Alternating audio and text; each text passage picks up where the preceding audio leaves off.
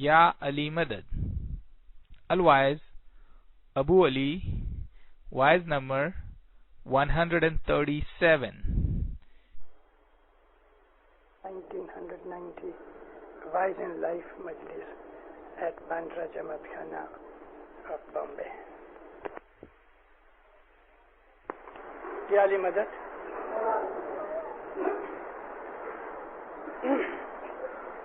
بہت برسوں کے بعد آپ کی جماعت میں آیا ہوں. جب اس کی اوپننگ ہوئی تھی اس جماعت خانے کی, تب یہ بندہ یہاں حاضر تھا اور مجھے خوشی ہوئی کہ جماعت خانے کو مینٹین کیا گیا جیسے کہ امام فرما کے گئے تھے. آج نئے مکھی کمڑیا بیٹھے ہیں. میری حاضری میں پہلا موقع ایسا دیکھا انڈیا میں. ان کو بھی میں مبارک دیتا ہوں. اللہم صلی علی محمد المصطفیٰ و آل محمد المصطفیٰ الی قیامہ. جی امرتے آیو مرے شاہ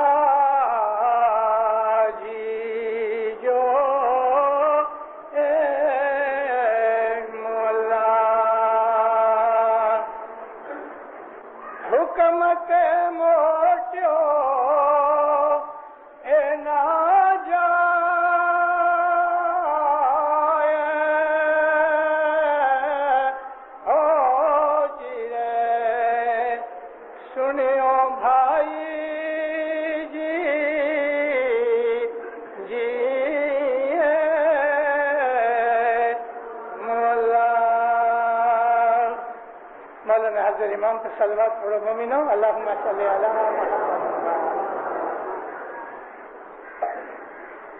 افریقہ کے اندر 1899 سے یہ رسم چلی آئی کہ جب بھی مکھی کامڑیا بدلتے ہیں تو یہ گنان بولا جاتا ہے. جب یہ تعلیقہ مبارک آتا ہے تو ہم چند ایسے پاٹ پڑھتے ہیں کہ جو وہ تعلیقے کے تعلق میں ہوتے ہیں. 100 برس کی یہ پرتھا افریقہ کے اندر ایک سگنیفیکنٹ چیز ہے. ہندوستان کے اندر میں بہت رہا, جو کہ زیادہ میں باہر رہا. 50 برس میں ہندوستان کے باہر نکالے. یہ ایک ریمائنڈر ہے کہ جو نئے مکھی کامڑیا بیٹھتے ہیں ان کو یہ ایک ریمائنڈر ہوتا ہے. ہمارے مذہب کے اندر ہمارا سر نیچے ہے ہمارے امام کے سامنے. اس صدر دین نے بہت کمالیت سے یہ گنان رچا. میرے مولا کا امر آیا.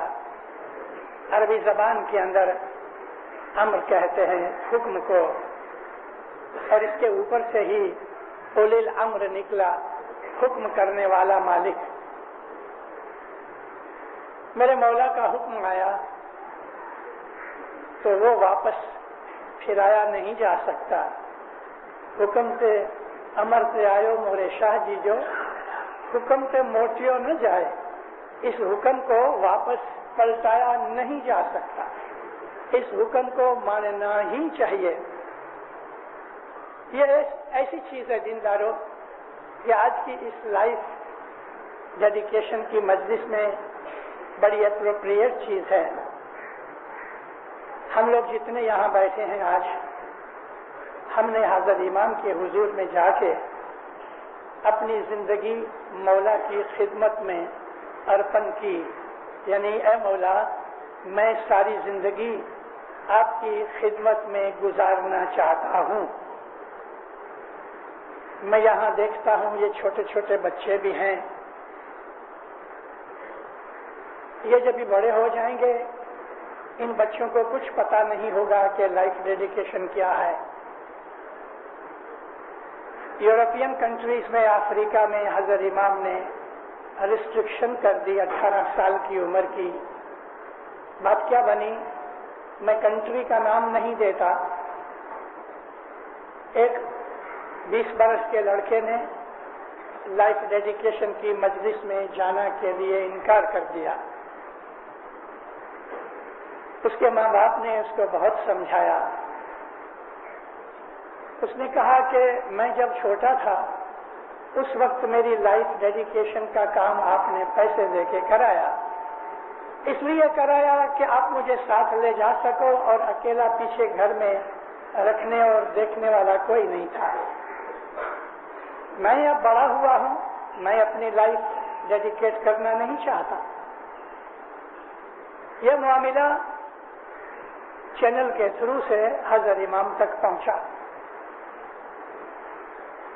حضرت امام نے اس لڑکے کی بات کو قبول رکھا. مذہب جو ہے وہ سمجھ کی چیز ہے، مذہب کوئی دباؤ کی چیز نہیں. قرآن کے اندر خدا کہتا ہے کہ لا اکراہ فی الدین، دین کے اندر کسی بھی طرح کا زور زبردستی نہیں ہے. یہاں دو باتیں میں نے آپ کے سامنے کہیں. ایک تو یہ کہ مولا کا حکم موڑا نہیں جا سکتا، دوسرا یہ کہ دین میں کوئی زبردستی نہیں. ظاہر میں شاید آپ کو لگتا ہوگا کہ یہ دو اپوزٹ چیزیں ہیں، کنٹروورشیل ہے، مگر نہیں. یہاں ہمارے اسماعیلی مذہب کے اندر جو اسلام دین کا ایک طریقہ ہے، یعنی ہم مسلمان ہیں لیکن اسماعیلی مسلمان اس لیے کہ ہم اسلام کو اسماعیلی طریقے سے فالو کرتے ہیں. ہم مسلمان ہیں، اللہ ایک ہے، وحدہ لا شریک لہ ہے، محمد اس کا نبی ہے اور آخری نبی ہے. قیامت تک محمد کے بعد کوئی نبی نہیں آئے گا، اور ہم خدا کے فرمان کے حساب سے تمام نبیوں کے اوپر اور تمام اللہ کی کتابوں کے اوپر اور یوم آخر کے اوپر ہم اعتقاد رکھتے ہیں. لیکن اسلام کو فالو کرنے کے جو 73 طریقے ہیں، 73 طریقے ہیں، اس میں ہمارا ایک اسماعیلی طریقہ ہے.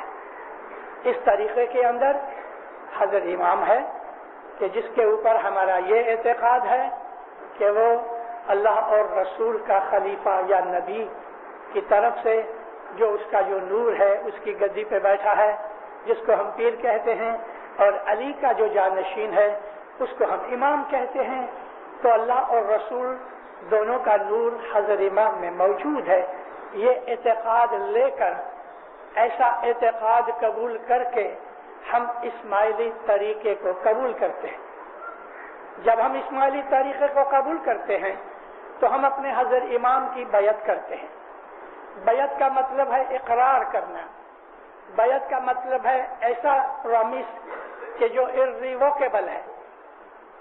اسی لیے خدا تعالیٰ نے فرمایا کہ جو مسلمان ہو کے کافر ہو جائے اس کی بخشش کبھی نہیں ہوتی، کیونکہ اسلام کے اندر اسلام کو قبول کرنے کا جو پلیج ہے، رسول اللہ کی جو بیعت ہے، وہ irrevocable ہے، یعنی کہ وہ توڑی نہیں جا سکتی. اسماعیلی مذہب کے اندر حضرت امام کی جو بیعت ہے وہ توڑی نہیں جا سکتی، لیکن لوگ توڑتے ہیں. اور وہ توڑتے ہیں اس لیے کہ ان کو اعتقاد نہیں رہتا. بہت سے لوگ ہمارے مذہب سے نکل گئے، اور آج بھی ہمارے مذہب کے اندر، یہاں کی ایون بامبے کی جماعت کے اندر بھی اور دوسری جماعتوں میں بھی، ہر جماعت کے اندر خاص طور پہ جو بڑی جماعت ہوتی ہے تو ایسے لوگ بھی ہوتے ہیں کہ جو ظاہر میں اسماعیلی ہیں مگر وہ حقیقت میں اسماعیلی نہیں. انہوں نے امام کی بیعت توڑ دی. نہ وہ جماعت خانے آتے ہیں، نہ وہ دسوند دیتے ہیں، نہ عبادت کرتے ہیں، نہ وہ آغا خان کو اپنے امام کے طور پہ قبول کرتے ہیں، بلکہ اندر رہ کے اور وہ اپنے امام اور مذہب کے خلاف باتیں کرتے ہیں، پھر بھی جماعت کے ممبر ہیں. وہ لوگ خود اپنے آپ سے دغا کر رہے ہیں، انسانیت سے گر گئے ہیں، کیونکہ انسان ہے وہ جانوروں سے اونچا ہے، اور جانوروں سے اونچا ہونے کی وجہ سے انسان کے اندر بعض ایسی کوالٹیز ہیں کہ جن کوالٹیز کو ہم فرشتوں کی کوالٹیز کہتے ہیں. یعنی کہ وہ اگر پرومس کرتا ہے تو پالتا ہے، سچ بولتا ہے، کسی سے فریب نہیں کرتا. اگر اس نے کسی چیز کو قبولات دے دی ہے تو وہ واپس پھرتا نہیں. یہ چند ایسی کوالٹیز ہیں کہ جو جانوروں کے اندر نہیں ہیں. ہاں، بعض جانور فیتھ فل بہت ہیں، मगर उनके अंदर वो फेथफुलनेस को समझने की ताकत नहीं है। जैसे कि कुत्ता, घोड़ा बहुत फेथफुल है, मगर वो इस चीज को समझते नहीं। समझ इंसान में है। जब इंसान समझ के अपना मजहब कबूल करता है, इस कबूल करने से पहले अल्लाह फरमाता है ला इकराह फिद्दीन, कोई जबरदस्ती नहीं है, कबूल करो ना करो आपकी खुशी है। लेकिन अगर एक दफा कबूल कर लिया तो फिर इंसानियत का तकाजा यह है कि अपने किए हुए वादे के ऊपर कायम रहना, क्योंकि ये इंसानियत का एक आला मियार है। इंसान की खूबियों में ये एक बड़ी खूबी है कि जब वो प्रॉमिस करता है तो उसको वो पालता है। दगाबाज फरेबी लोग होते हैं कि उनके दिल में पहले से ही फरेब होता है, इसलिए वो प्रॉमिस करके तोड़ देते हैं। ये वो लोग होते हैं कि जो स्वार्थी हैं, ये वो लोग हैं कि जो सेल्फिश हैं, ये वो लोग हैं कि जो ग्रीडी हैं, यानी कि खुद की ही बात समझने और अपना ही फायदा ढूंढते हैं। उन्होंने अगर बिजनेस में भी किसी चीज का प्रॉमिस किया और देखा कि नुकसान होता है तो फिर जाएंगे मैंने नहीं कहा था, कसम दे दो तो कहेंगे मैंने नहीं कहा था, वो झूठी कसम खाने को भी तैयार हो जाएंगे। लेकिन ऐसे लोग भी हैं कि उन्होंने प्रॉमिस दे दिया और 10-20 हजार अगर नुकसान हो गया तो कहते हैं कोई बात नहीं, मैंने अपनी जबान दी थी। ये वो लोग हैं कि जो अपनी जबान की कीमत खुद लगाते हैं। अगर 1 करोड़ रुपया भी उनको दो कि तू अपनी जबान काट डाल तो वो नहीं काटेगा। कैंची लेके काटना और प्रॉमिस करके काटना एक ही बात है। हकीकत की समझ इंसान में आनी चाहिए।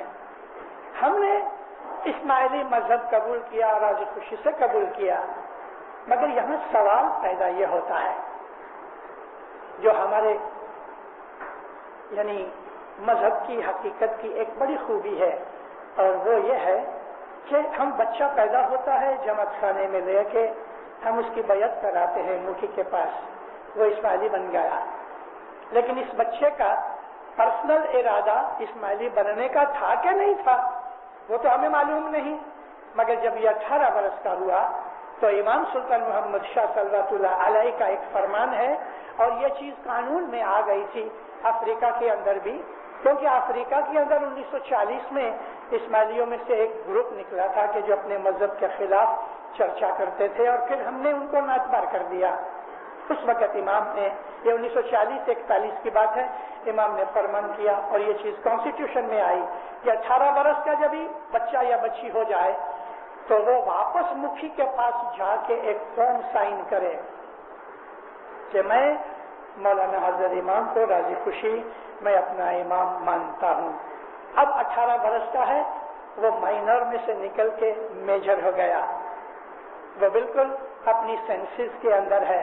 तो 18 बरस की उम्र में उसकी ये जो बैत है वो रिवाइव की जाती है। इसी तरह से जब हजरत इमाम आते हैं, 5 बरस को आवे, 2 बरस को आवे, 10 बरस के बाद आवे, तो ये लाजिम नहीं, लेकिन हमारे मजहब के अंदर ये एक प्रैक्टिस है और अच्छी प्रैक्टिस है, इसमें कोई फोर्स नहीं कि मौलाना हजरत इमाम जब आवे तो हम उसकी बैत रिवाइव करते हैं, जिसको हम कांगुआ कहते हैं। पहले इमाम सुल्तान मोहम्मद शाह हर बरस आया करते थे माँ की वजह से, तो हर बरस बाज लोग कांगवो कांकन छाटे की चिट्ठी लेते थे। यानी हम हजरत इमाम की जो बैत है हम उसको हर साल, हर 2 साल, 5 साल, 10 साल, मैंने वापस आपको कहने की जरूरत पेश करता हूँ कि इसमें कोई फोर्स नहीं है। जिंदगी में एक दफा बैत कर लो, सारी जिंदगी के लिए काफी है। मगर सोच समझ के, जिन बच्चों ने बैत की हुई है छोटी उम्र में, बचपन के वक्त अपने माता पिता की हालत से, उनको वापस 18-20 बरस की उम्र में हजरत इमाम की बैत रिपीट करनी चाहिए। तो ये चीज ये है रिवाइविफिकेशन ऑफ बैत, यानी हम हजरत इमाम को कहते हैं मौला तू मेरा मालिक है, मेरी जान माल सब कुछ तेरे हुक्म के अंदर है। इस्माइली मजहब का जो मेन प्रिंसिपल है, इस्माइली तरीके की जो फाउंडेशन है, तो वो हजरत इमाम के हुक्म को मानना है। ये चीज है सबमिशन। इनका कहना कि अमर पे आयो मोरे शाह जी जो हुक्म पे मोटियो न जाए, ایک راجہ بادشاہ کی بات کر کے پھر صدر دین نے ہم کو اس کی ایگزامپل دی کہ بادشاہ تھا وہ کافر تھا اور اس کی جو ملکہ تھی وہ بڑی عابد تھی، پرہیزگار تھی، اپنے شوہر کو ناراض نہ کرے اس وجہ سے وہ آدھی رات کے بعد اٹھ کے وہاں جاتی تھی کہ جہاں عبادت ہوتی تھی۔ رستے میں ایک ندی آتی تھی، اپنے گھوڑے پہ، گھوڑے کا نام ہنسلا تھا، گھوڑے پہ بیٹھ کے وہ دریائے جمنا پار کرے اور اپنے اس جگہ کے اوپر کے جہاں عبادت کرتی تھی، مندر کہو، مسجد کہو، جماعت خانہ کہو، درگاہ کہو، ایک عبادت کی جگہ پہ وہ رات کو جاتی تھی، وہاں وہ لوگ عبادت کرتے تھے اور اس زمانے کے طریقے کے حساب سے جو بعد میں ہمارے اسماعیلی طریقے سے ملتا رہا کہ وہ قربانی کرتے تھے۔ ہر مذہب میں کسی نہ کسی شکل میں قربانی ہے، تو وہی گھوڑا جس کے اوپر وہ سوار ہو کے آئی تھی وہ اس کو ذبح کر دیتے تھے، اس کو پکا کے اس کا گوشت کھاتے تھے، اس کی ہڈیاں اور تمام چیزیں اسی کے چمڑے کے اندر رکھ کے ساری جماعت جب کھڑی ہوتی تھی اور عبادت کرتی تھی، دعا مانگتی تھی، تو یہ گھوڑا دوبارہ زندہ ہو جاتا تھا۔ آج کی اس سائنٹیفک ورلڈ کے اندر بہت پرانی باتوں کو جلدی سے قبول کرنے کی توفیق نہیں ہمارے مائنڈ کے اندر، کیونکہ ہمارا مائنڈ ریشنل ہو گیا ہے اور ہر چیز کی ہم کچھ نہ کچھ لم نکالنا چاہتے ہیں۔ میں اس کے اوپر کوئی ڈسکشن کرنا نہیں چاہتا اس وقت، لیکن میں کسی واعظ میں میں ضرور بولوں گا، ایکسپلین کروں گا کسی پر واعظ میں، اب کہاں کروں مجھے خیال نہیں، کہ انسان کا ریشنل مائنڈ اور انسان کا اعتقاد یہ دو چیزیں کیا ہیں ہمیں سمجھنا چاہیے۔ تو یہ گھوڑا واپس زندہ ہو جاتا تھا، پھر ادھر کچھ جب کھانا پینا ہوتا تھا تو کھانے پینے کے ساتھ کچھ بہت سی ایسی چیزیں بھی ہوتی تھیں، جیسے کہ وہ زمانے میں روٹی کی جگہ پوریاں بناتے تھے، کوئی اور بھی ایسی چیز پکاتے تھے، گھگری کا پتا چنے کی گھگری بنا لیتے تھے، تو یہ جوڑے کے طور پہ، پرسادی کے طور پہ اس کو ملتا تھا۔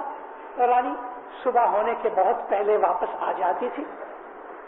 ایک دن ایسا ہوا، آدھی رات کے بعد راجا جاگا،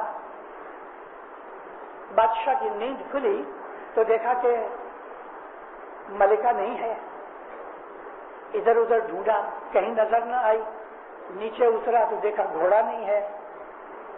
اس نے کسی نوکر داسی کو جگانے کی کوشش نہ کی،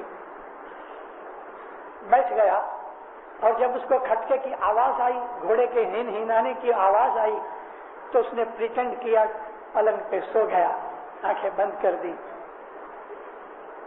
صبح تک بس خاموش رہا، کچھ بولا نہیں۔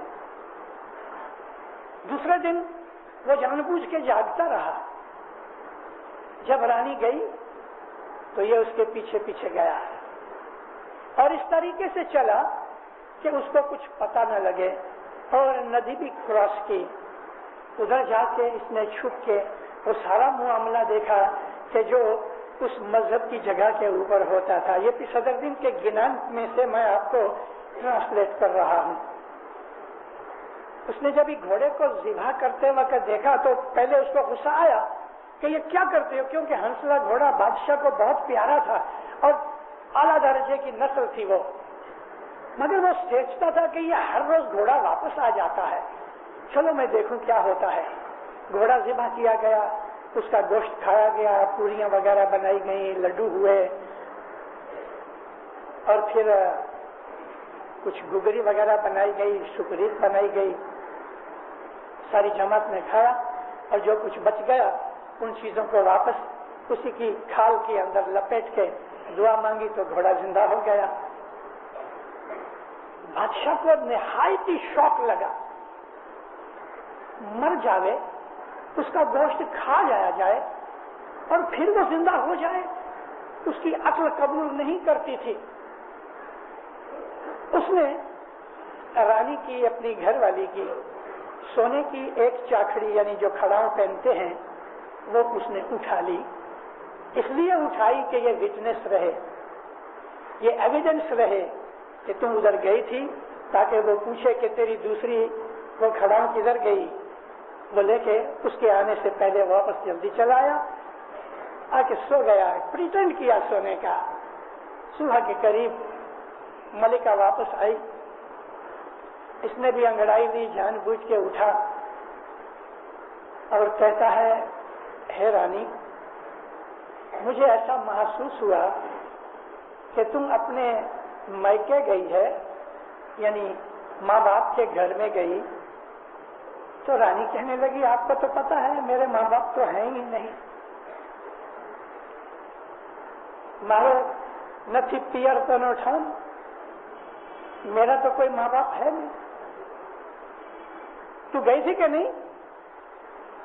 अब इबादत वाले लोग झूठ नहीं बोलते, कोई बहाना मिल सके तो बोल देते हैं, लेकिन डायरेक्टली अगर बात आ जाए तो झूठ नहीं बोलते हैं। तलवार निकाल के खड़ा हो गया, क्योंकि रानी ने जवाब नहीं दिया था। अब जो तलवार निकाली, कहता है, सच बोल, नहीं तो मैं अभी तेरी गर्दन उड़ा दूंगा। रानी ने अपने मौला को याद किया। खड़ग काढ़ी ने राजा उभा थया, ए मौला, गेट मी लिटिल वाटर। तलवार निकाल के खड़ा हुआ। ए रानी मुने थार ए दिखा,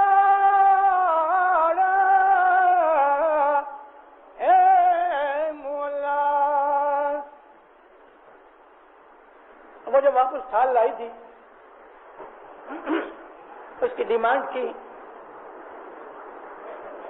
रानी विनोय अपना शाह जी ने, आज मेरा गला बराबर नहीं है, रानी विनोवे अपना शाह जी ने, सामीरा जो तू लज्जा राखण हार हो जी रे, सुनियो भाई जी जी, मौला मौला अब तुम बचा, मजहब का सीक्रेट जा रहा है। अच्छा, ये रहा थाल। कपड़ा उठाया तो राजा को और शौक लगा। आंखों से देखा था कि इसमें पूरियां हैं, लड्डू है, इसमें घोड़े का गोश्त भी पड़ा है, आंखों से देख के आया था। और अब जो कपड़ा उठाया तो देखा कि यहाँ तो नारंगी हो गई, नागरवेल के पान बन गया, यहाँ तो द्राक्ष पड़ी है, फ्रूट पड़ा है, तो गोश्त पूरियां कहाँ चले गए? अच्छा, कहता है, तेरी चाखड़ियां किधर हैं दो? तो उसने दोनों दिखाई, क्योंकि जो एक उठा के लाया था, जब नहीं मिली तो सारी जमात ने खड़ी होकर दुआ मांगी तो दूसरी चाखड़ी आ गई। पांव के अंदर दोनों मौजूद हैं, एक इसके खीसे में से निकली। अब ये परेशान हो गया, घोड़ा मर गया, खाया गया, जीता हो गया, और तमाम ये गोश्त वगैरह की पकी हुई चीजें आंख से देख के आया। अब देखता है तो वो फ्रूट बन गया, और उसकी वो पांव की जो खड़ाऊ थी वो भी आ गई। अब ये परेशान हो गया, इसका दिमाग हार गया। खड़ग मेली ने राजा बेसी रहा, तलवार रख के बैठ गया। हे रानी, मुने पंख दिखा रही, ये क्या बात है, ये मुझे बताओ। तब रानी ने कहा, हे राजा, ये वो चीज है तेरे काम की नहीं। क्यों? इसमें बहुत कुर्बानी देनी पड़ेगी, तेरा राजपाट देना पड़ेगा। तेरा कुंवर रोहिदास लड़का है, इसको भी शायद कुर्बान करना पड़े। मैं तेरी घरवाली हूं, मुझको भी शायद छोड़ना पड़े, और तू रास्ते का भिखारी बन जाए।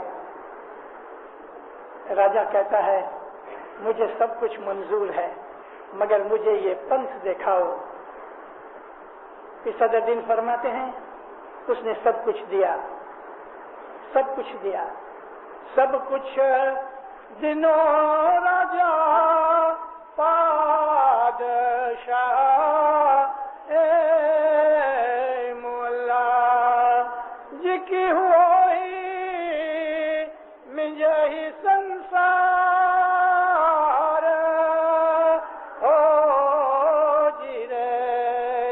کچھ دیا جو اس کے اس دنیا کی زندگی کے اندر تھا. دیکھو پہلا پاٹ امر پہ آئو اور اس کے اندر کی کہانی اور امام کے حضور کے اندر جو عاجزی وغیرہ ہے اس کی باتیں کرتے ہیں. ہمارا اسماعیلی مذہب جو ہے وہ یہ ہے کہ ہم جب امام کی بیعت کرتے ہیں تو ہم امام کو پہلے زمانے میں، آج کہہ دوں آپ کو کیونکہ یہ چیز کہیں لکھی ہوئی نہیں، انشاءاللہ میں لکھوں گا تاکہ یہ تحریر میں آ جائے، رائٹنگ میں آ جائے. امام سلطان محمد شاہ اور اس کے پہلے ہمارے پیروں کے زمانے کے اندر جب ہم امام کی بیعت کرنے کے لیے امام کے حضور میں یا پیر کے حضور میں جاتے تھے تو مولا بیٹھے ہوتے تھے. یہ بمبئی کے اندر یہ واقعات بنے ہوئے ہیں، خود میں نے بھی ایسا کیا ہے اور آپ میں ضرور بڑی عمر کے ایسے لوگ ہوں گے کہ جنہوں نے حضرت امام سلطان محمد شاہ کے زمانے میں اس طرح بیعت کی تھی. 7 قسم کا اناج، اس کے اندر گوں ہوتے تھے، چاول ہوتے تھے، لونگ ہوتے تھے، کشمش ہوتی تھی، الائچی ہوتی تھی، کھڑی ساکر کے ٹکڑے ہوتے تھے، سوپاری ہوتی تھی. اور کبھی سوپاری نہیں ہوتی تھی تو اس کی جگہ دال چینی وغیرہ رکھ دیتے تھے. ایک ٹرے میں پڑا رہتا تھا. بیعت کرنے والا یعنی کانگو بھرنے والا آدمی مولا کے حضور میں سامنے آوے، یہ جو کچھ پڑا ہے اس کو اپنے 2 ہاتھ میں اس طرح اٹھاوے اور مولا کے سامنے پیش کرے. مولا اس کو ہاتھ لگاوے اور یہ اس دوسری ٹرے میں جو خالی ہوتی تھی اس میں پھینک دے، یعنی وہاں رکھ دے. دوسری دفعہ کھوبا بھرے، اس کو کھوبا کہتے ہیں، پنجابی میں اردو میں بک کہتے ہیں. دوسری دفعہ ایسا کرے، تیسری دفعہ کرے اور پھر امام اس کے سر پہ ہاتھ رکھے اور اس کی بیعت کو یعنی کہ کانگو قبول کرے. یہ 3 کھوبے بھرنے کا مولانا سلطان محمد شاہ نے اپنے فرمانوں کے اندر یہ بات کہی ہے کہ تمہیں 3 وقت کھوبا بھری نے ہماری بیعت کری پر تمہیں بیعت نو مطلب نہ سمجھیا. یہ بیعت ہے کانگو 3 کھوبے بھرے کہ پہلے کھوبے میں یہ اناج کی جس کے اندر مسالہ بھی ہے، جس میں عیش آرام کی چیزیں بھی ہیں، جیسے کہ کھڑی ساکر میٹھی ہے، گوں ہے، ہمارا کھانے پینے کا جو رزق ہے یہ سب چیزیں رزق کی ہیں. اے مولا میں اپنی رزق کی قسم کھاتا ہوں کہ میں اپنی جان آپ کو دیتا ہوں، پھر دوسرے کے اندر مال دیتا ہوں اور تیسرے کے اندر میں اپنا من دیتا ہوں. تو ہمارے پیروں کے گنانوں کے اندر ہے اور اس میں یہی 3 چیزیں ہیں، تن، من اور دھن. یہ ہم نے بیعت کے وقت حضرت امام کو دی ہیں، تن، من، دھن. اگر حضرت امام ہم کو دین یا دنیا کا کوئی بھی حکم کرے ہم اس حکم کو ایک روبوٹ کی طرح مانیں گے کیونکہ ہم نے اپنا آپ مولا کو دے دیا ہے. امام کے عقل کے سامنے میری کوئی دلیل نہیں رہے گی. زمانہ بہت بدل گیا ہے. میں آپ کو اصلیت بیان کر رہا ہوں کہ اوریجنلٹی کیا ہے اسماعیلی طریقے کی. آج یہ باتیں نہیں رہی کہ حضرت امام کے سامنے ہم کھوبے بھرے. آج مولانا حضرت امام ہماری بیعت کو قبول کر لیتا ہے.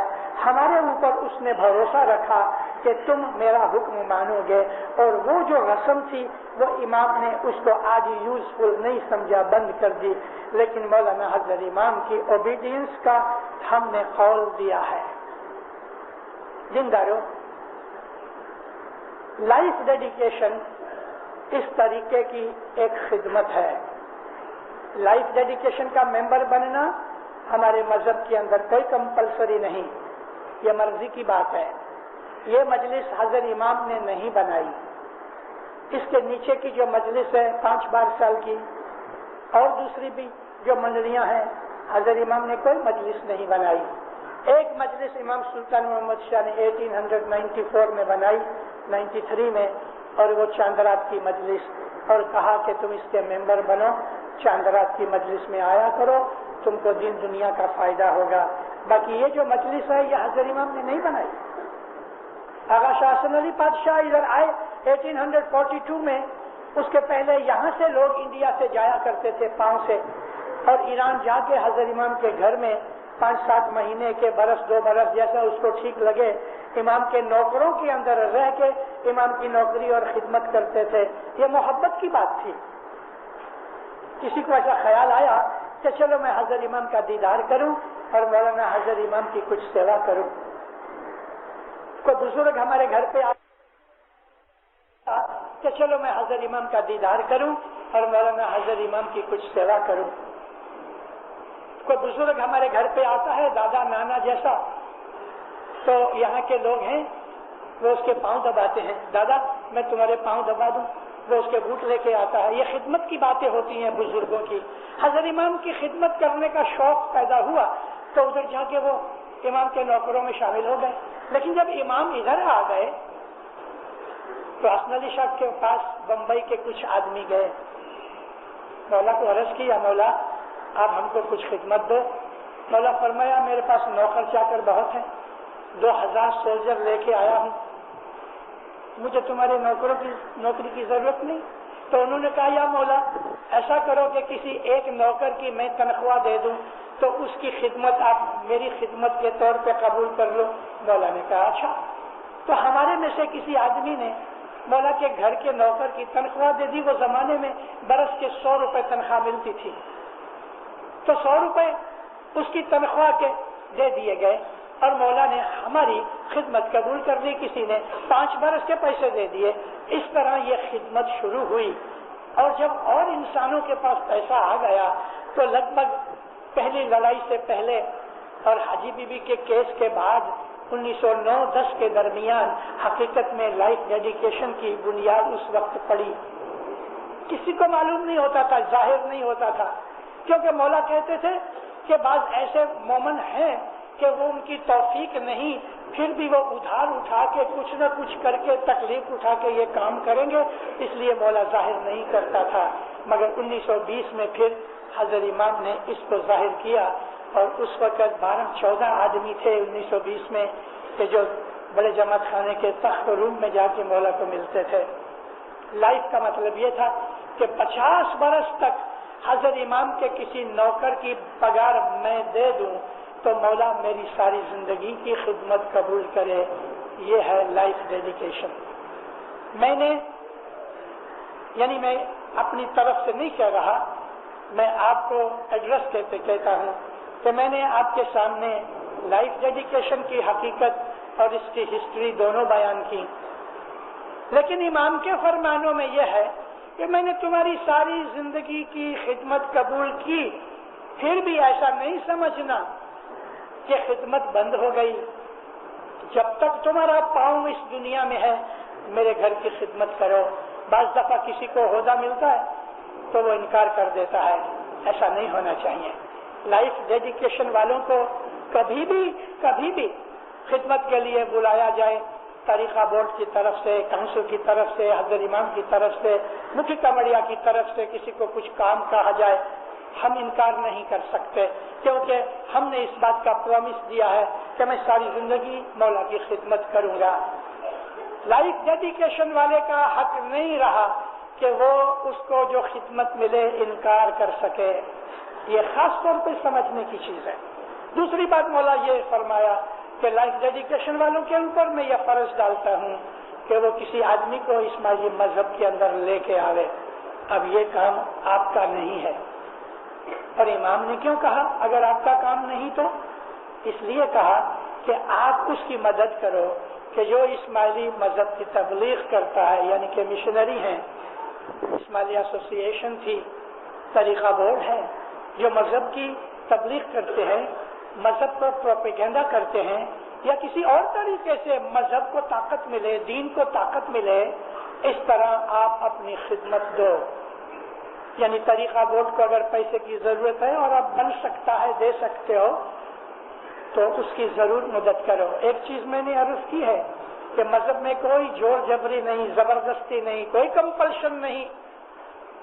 2 چیزیں کمپلسری ہیں، 3 وقت کی دعا پڑھو اور اپنی کمانی میں سے 10 دو. یہ 2 چیزیں کمپلسری ہیں. ایون بیت الخیال کمپلسری نہیں.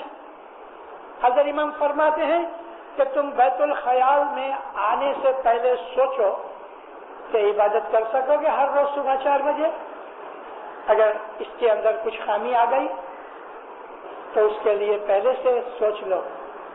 لیکن ایک دفعہ اندر آ جاؤ گے تو پھر باہر نہیں نکل سکو گے. یہ لائف ڈیڈیکیشن خوش نصیبوں کو ملی. مولانا حضرت امام نے آپ کے اوپر بخشش کی, اس نے قبولات دی, آپ لوگ خوش نصیب ہو. ساری زندگی کی خدمت مولا کو آپ نے ارپن کی, آپ کو اس کی برکتیں ملیں گی. سکھی آباد رہو, آپ کا ایمان مولا سلامت رکھے. مولا آپ کی نیک دعا قبول کرے, درس السکریت میں پورا رکھے. دین دنیا میں آپ کا ضامن بنے, مددگار بنے, آپ کا پروٹیکٹر بنے. مولا آپ کی جان مال میں برکت دے, آل اولاد میں برکت دے, روزی کمانی میں برکت دے, آپ کی عزت آبرو زیادہ کرے. مولا آپ کو تندرستی میں برکت دے. مولا دین میں دنیا میں آپ کا ایمان مضبوط رکھے, حقیقت کی سمجھ دے رہے, عبادت کا شوق دے رہے, سچا پکا اسماعیلی بنا لے, ہر نیک امید پوری کرے. دین میں دنیا میں سکھی آباد بنو, خوشی بنو, راضی بنو, برکت والے بنو. جملے جماعت کٹمب قبیلے میں محبت اتفاق والے بنو. مولا ہمیشہ آپ کو اپنے چھتر چھایا میں رکھے, ظاہر باطن دیدار نصیب کرے. ایسا